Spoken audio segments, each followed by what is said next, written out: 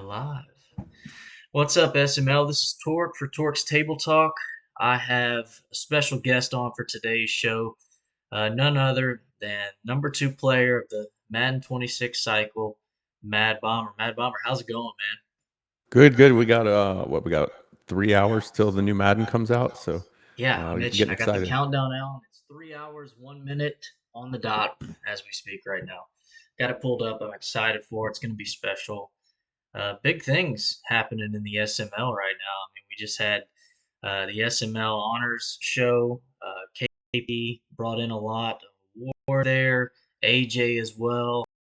Man, what a cycle for those guys. And obviously, congratulations to our Hall of Fame members, DW and AJ, Mr. Perfect himself. Very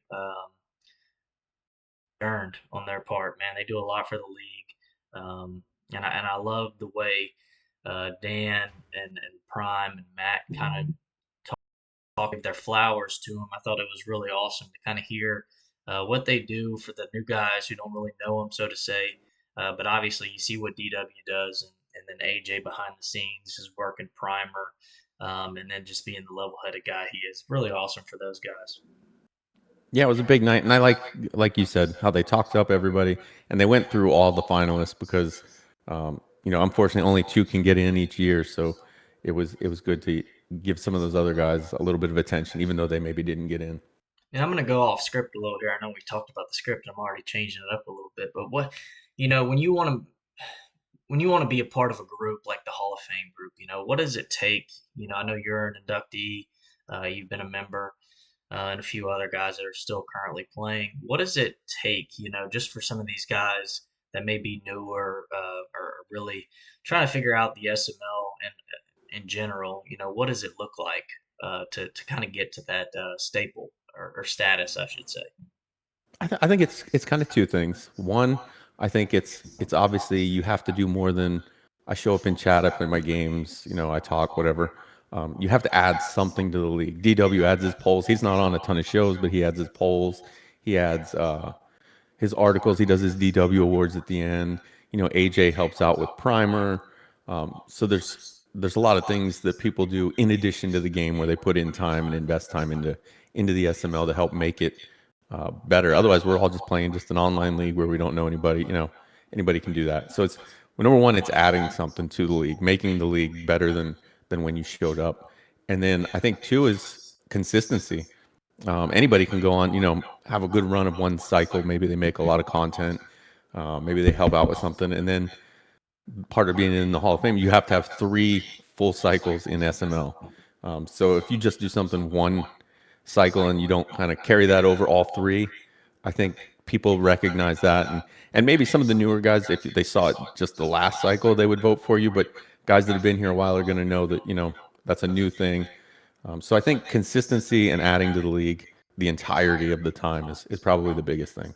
Yeah, I like that you said that. The consistency is really the big part because that's what makes the SML unlike any other is the consistency and the core group of guys that you've had for 5, 6, 7 Maddens now, where you know you could leave and you come back, and odds are 90% of those guys are probably going to still be in the SML. So really special. Congratulations again to all those guys in the awards and honor show and AJ and DW. Well, we're gonna get rocking and rolling. Uh, Big thing, big story of the night: SML draft order.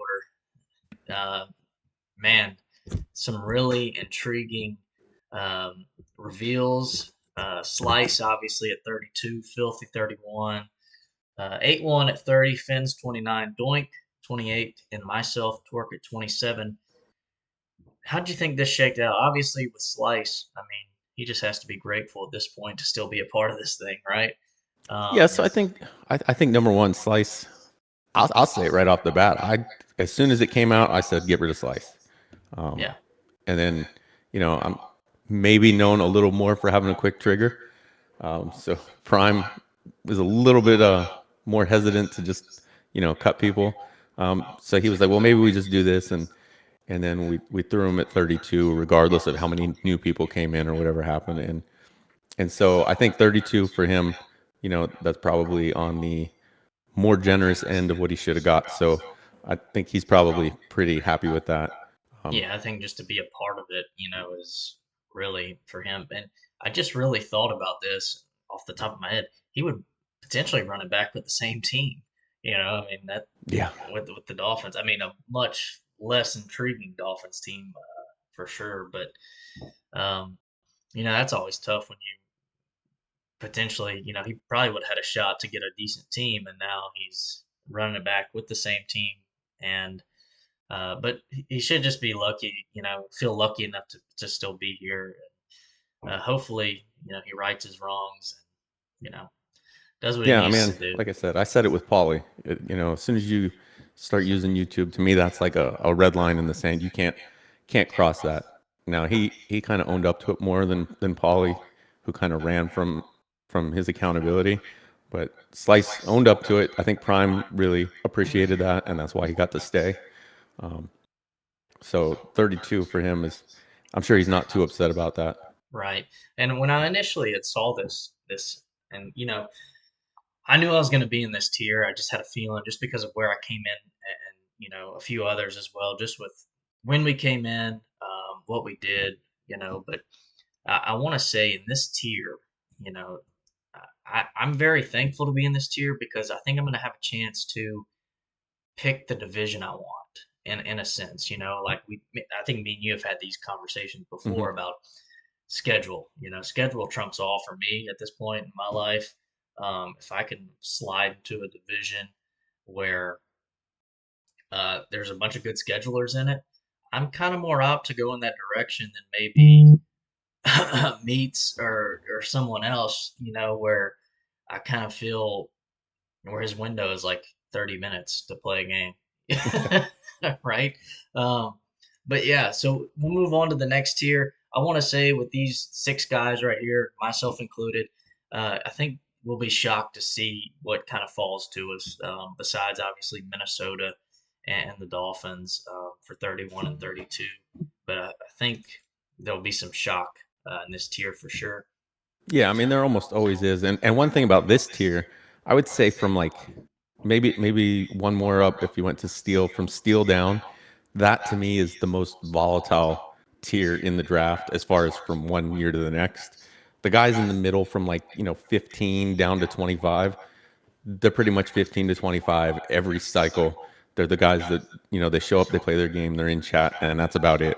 Right. And then you got like the top 4 or 5 are usually about the same because they're already entrenched in positions where they're doing more for the league anyway. Right. But that bottom 5, those are almost always, that's the new guys that showed up. And so you'll see those guys jump up very quickly. Yeah, and I think, part of it, like we said, is consistency, bring something to the table for the league. Just do more than show up and play your games. It's like being a half decent parent, right? Yep. Just show Yep. up and do more. So we're going to this next year. Uh, dump ZBD, Fick, NN, and Steel. Um, I had a dump last night about this, and I think like this is I think have the shot to make like some real teams. I think if people end up taking their favorite, I think they have the potential to you know do something with a really good team potentially. I know Dump was kind of talking about the Bills. I could potentially see the Bills um, sliding down this far potentially. It always gets kind of crazy on draft night, so we'll see. But anything stick out to you in this tier particularly? Not, I wouldn't say anything really sticks out. I think Steele is going to be one to watch. I think he'll be one next cycle that's significantly higher. Right now, he's basically running the primer, Right. which is an extremely difficult thing to do for a full cycle. I don't think I have made it. Maybe one full cycle. Usually, I get burned out on it. So, but I think he's got a good group there, and they're doing pretty well. So I would be very surprised if he doesn't, if he can make it. If Primer doesn't burn him out, if he can make it though, I expect to see him near that top 5 7 slot. Right. And I'm eager to see him with a full cycle, what he does with the team. Because, I mean, what he was starting to do with the Texans and Primer. before he got called up was special. It was he drafted well, he traded well, and developed well. He's just a good player. Yeah, as far as I know, he made the Super Bowl in every Primer season, which is impressive. I mean, even if you say Primer's a little bit of a step down talent wise, that's every season. He didn't have a single bad game in the playoffs to kind of knock him off before that Super Bowl. So definitely excited to see what he can do with his own team from the beginning. Absolutely. We'll hop into the next tier. This is 16 through 20. NYT, Soda, Stavo, Eddie, QP, and obviously, I think the storyline of this tier is Stavo. You know, whether or not uh, gentlemen's agreement, place we let him take the Texans if Prime goes. Uh, to me personally, and I do, I, I see him going Texans if Prime's there. I just don't. You know, it's gonna be, nah, see him going there. Yeah, I don't see Texans. First of all, the Texans are probably one of the top five teams in the game. I mean, you've got young talent everywhere. That's top tier talent. Um, so seeing them fall that far would be tough. But if you look above it, they don't really. You don't see a lot of guys that are talking about the Texans. The only one that is MMX, and they were just in a division together. And I don't know how they feel behind the scenes. I know MMX has kind of messed with him about he's going to take the Texans ahead of him. Um, whether or not they had a good relationship in their division, MMX won it 3 times, which was surprising. Um, I could see it depending on how he feels about Stavo. I could see it going either way. Either he passes on him to let Stavo get him, or he just says, you know what, I'm going to take him, and he takes him just to sneak him out from underneath Stavo. But I agree with you. If they're there, I don't think Stavo takes him. Yeah, and then QP at 20, you know, I mean that's kind of a fun, weird spot to be, I feel like. I mean, some divisions might be kind of like shaping up a little bit as far as like talent goes. Um, with 15 through 10 through 1 through 15 kind of ended up where they're going to be. QP can kind of make I guess make a path, an easier path for himself if he chooses to go that route. Um, you know, he's not the gunslinger he once was, offensive firepower, but I think if he would get into a division that wasn't so similar to the AFC West, where there's just like RF, Tug, you know, battling out. I mean, how many times did those three guys make the playoffs alone? You Yeah. know, I think if QP could maybe, and not saying he can't win those divisions, but I just think if he would get himself into a division where he could control it for an entire cycle, I think that would play a big part because QP, I feel like, plays well when he's confident. Yeah, absolutely. And I think it'll be an interesting thing to see what he does because, for the most part, I don't want to say all of them, but for the most part, you have a lot of your top guys are picking near the top, right? So Right. everyone underneath him can kind of go somewhere to avoid him. But those first 19 guys can't avoid QP, and he's one of the top players. So that'll be interesting to see. Maybe if somebody tries to close out a division just so QP can't join, like you have Stavo, he generally likes to look for that easy division, but he's got QP picking behind him, and so if he leaves too good of an opening, maybe there's two good teams in a division, he could end up with QP jumping in that division, and that would be like a nightmare scenario for Stavo. I would honestly enjoy seeing that a ton. That would Yeah, I be mean, it would. hilarious. I would be upset we didn't have a camera on Stavo because I think it would be like that Paulie moment where Straw joined as the Cowboys, where he just loses it because he wasn't expecting to have any competition in his division. The behind the scenes stuff didn't work. Yep. So we'll go on to the next tier. Um, this is 11 through 15. D Dub, Tug, Straw, Tiny, MMX, and there's MMX. We talked about potentially taking the Texans. I'm intrigued with Straw because he didn't obviously have the cycle he wanted to have. I think our division ended up shaping up to be a pretty tough one for him. Yeah. Um, once Nightcrawler, Toto, whatever his name is these days, exited, I feel like we had some really good games as a division, and I just kind of feel like he maybe fizzled out. He didn't team build real well. I think the Bengals were like an 85 or an 86 overall down the stretch for him. Yeah. I'm eager to see what he does with the fresh cycle at the start because I know he started off really hot out of the gate. But I'm kind of eager to see what direction Straw goes. NFC, AFC. I don't. He's been quiet. He's not chat much, so you never know what Straw's gonna do. But we'll see. Tiny. I, do you think Tiny would follow Prime Not a chance. if he went Colts? Not a chance. Tiny, especially after last season or last cycle rather, he just had what 3 seasons where he was pushing for a playoff spot. I think he made it once or twice. Um, I think Tiny, like most people, would enjoy being at least in that mix. Right. And I think just getting beat down by Prime twice every season, I think he's done it before. He didn't like it. I'm pretty sure he left during the middle of that cycle. So I think he's going to look for a division where he thinks he can win. I think he's high enough where he can get a good team and may end up having to leave some spots open. But I think of anybody, he's going to avoid Prime. I like it. Tugs in there as well. That's a fun little tier right there. Yeah, and Tug's going to be an interesting one because he's a Rams fan. Rams are really good season one, um, and I think Rams are going to easily fall to him. I think Tug, if he goes Rams, you can put this down. I think he's going to be season one NFC Super Bowl representative if he takes the Rams. Ooh, I like that call. We're gonna have to call back. Somebody clip that. We're gonna have to clip it. But I can see it as well. I think that team's gonna be star-studded, especially if Aaron Donald happens to just magically appear in the game before. That would be insane. But they're already insane without him. So that team's gonna be fun. The Yeah. biggest thing to overcome is gonna be that season too. Yeah, I mean, unless you get somebody like Prime takes the Bears or QP maybe takes the Lions, something like that, where one of the top guys takes a top team as well. But the way it's kind of shaken out, and the way, I mean, we'll talk about it on the mock draft tonight, but I see the AFC being more loaded and the NFC kind of being like it was 2 cycles ago, where we may have kind of that second tier of guys that don't have any Simbardi wins.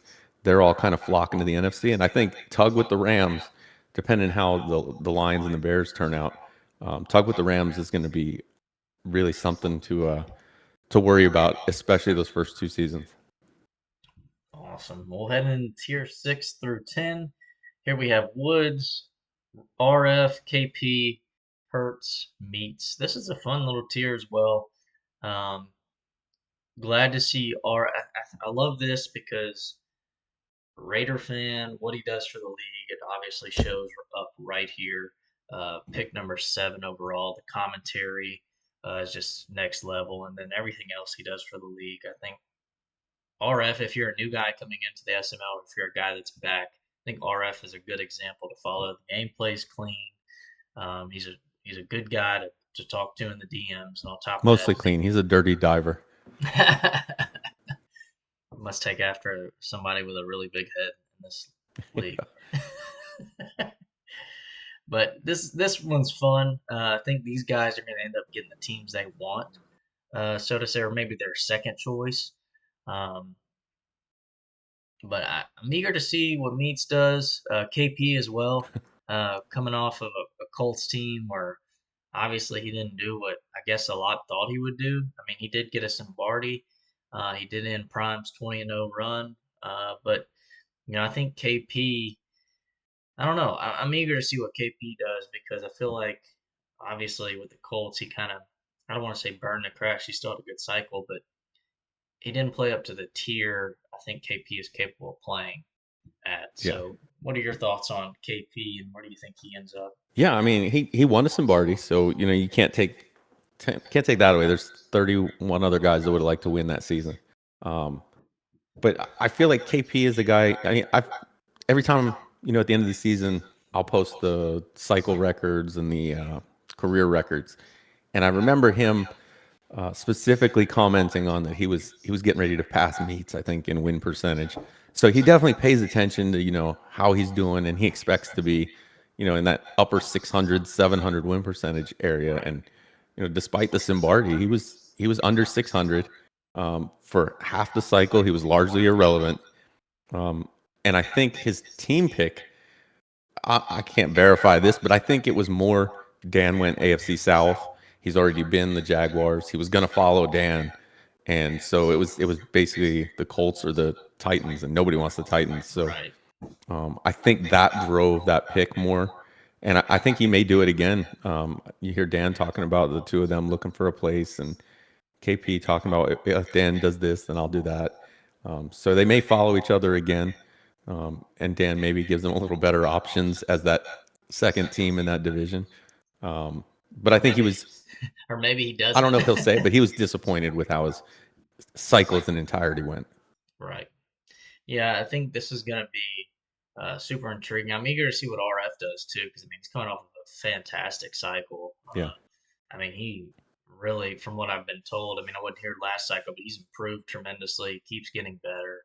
Um, like you said, I think we might not get to hear him in the booth so much because he might be winning playoff games. I mean, the yeah. I mean, he guy's started as better. the Packers. He came in for Coop, and he was pretty bad.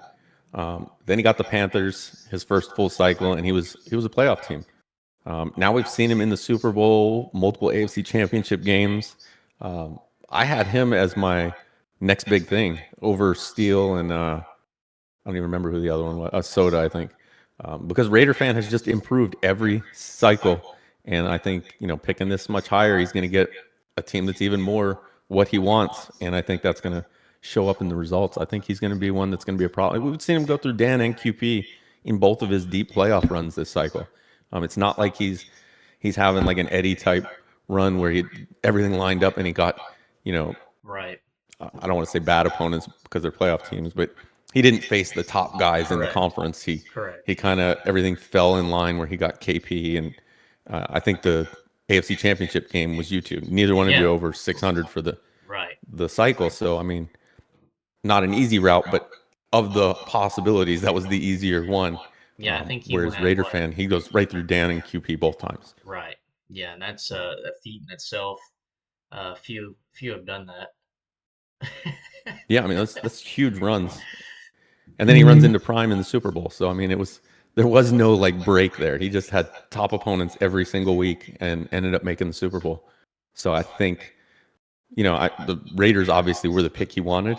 So I don't know if there's a team that's more. This is exactly what I want. But I think he took them partially because they were his favorite team. I'm sure. Right. So this time, if they're gone, he's going to take a team that's the perfect fit as opposed to just his favorite team. And I think he may be one to watch out for. Right. Well, that wraps up that tier right there. Really interesting tier, and then we'll go to the 1 through 5. Prime, Palmer, Dan, Matt, AJ.